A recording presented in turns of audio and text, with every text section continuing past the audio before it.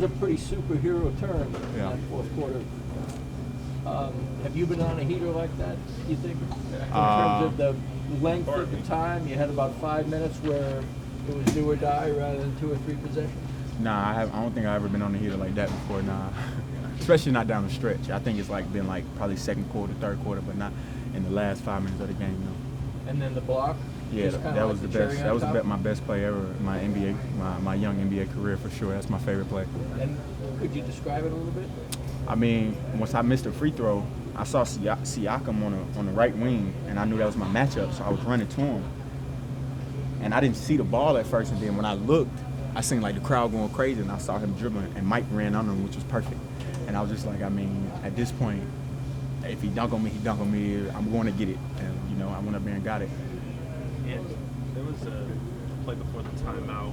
You're not super big with celebrations. That's probably the most emphatic I've seen you at that time. What was behind that kind of emotion? They fought back, and I think Andrew Nembhard did a great job tonight as far as guarding me. When I tried to bump him, he pulled the chair, and it was just fun to come out on top after, because they fought back, took the lead. I was tired, hurting, so I think I was just fighting through everything. I think that's why I was so emotional out there. A couple of trips back here to the locker room. Yeah, I'm all right. Yeah, I'm ready to go tomorrow. Was it a foot or an ankle right away? Yeah, my ankle. Yeah. You just turned it? Or? Yeah, I stepped on his foot first possession of the game. And without Cat, tonight and potentially, going forward, you shot 30 shots tonight. I mean, what does this sort of change for you in terms of knowing the ball's going to be in your hands, maybe even more than it has been? It's not even that.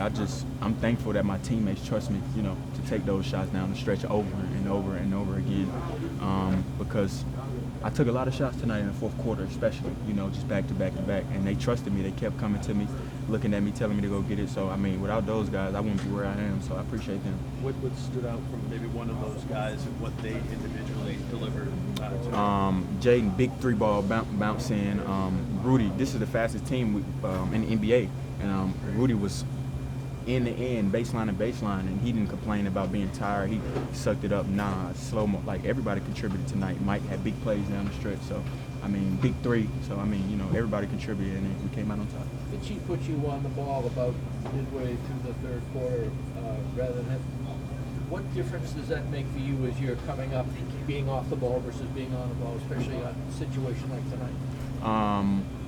I mean, I feel like me being on the ball is in the third, fourth quarter is good because, I can pressure the ball, rattle the ball handler a little bit. But I think Jaden did a great job tonight as far as keeping, my dog Tyrese Halliburton to his left hand. And like I said, he did a great job, and the coverage was great, the game plan was great, and we executed it.